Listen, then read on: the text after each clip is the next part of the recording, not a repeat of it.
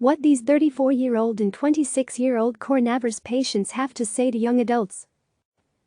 They thought they were too young to be concerned about coronavirus, and then they tested positive.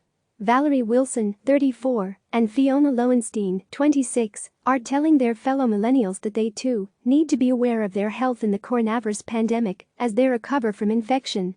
More than 42,000 coronavirus cases have been reported in the United States, with at least 541 deaths, and the numbers are climbing.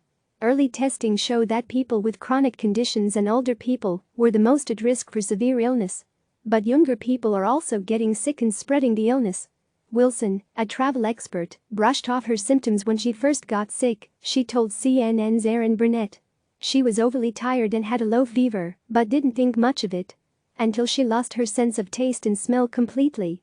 Her doctor said she didn't sound like she had the virus, but after developing a strong cough, she was back at the office, rushing in without an appointment. I just broke down in tears and told them I was really scared.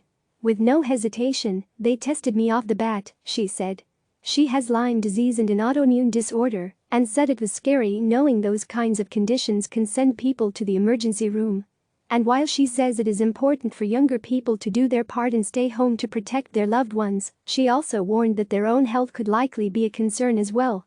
Young people need to understand that by the age of 30, I'd say there's a good portion of us that do have some sort of underlying condition, so we all need to be aware that we could have something that makes us a little bit weaker to this virus, she said. Lowenstein thought that her role in the pandemic would be limited to an ally for those most at risk, she told CNN's Don Lemon. But on March 13, she developed a fever. She stayed home until she got to the point that she could barely eat or speak because it was too much strain for how short her breath had become. By the time she got to a doctor, she had to be admitted for 2 nights. Though she is feeling better now, she has to be isolated until she tests negative for the virus. Statistics for severe illness and fatalities of young adults from coronavirus are more promising than several other populations, but recent reports show they are still at risk.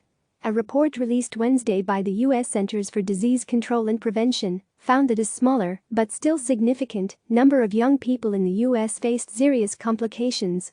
20% of those hospitalized with the virus, according to the CDC, were between 20 and 44 years old. On Wednesday, the White House's coronavirus response coordinator, Dr. Deborah Birx, pointed to concerning reports coming out of France and Italy about some young people getting seriously ill and very seriously ill in the ICUs. And those feeling more at ease congregating at beaches, parks and restaurants are likely contributing to the virus's spread. Birx called on the millennial generation, our largest generation, our future generation, to practice social distancing and really ensure that each and every one of you are protecting each other.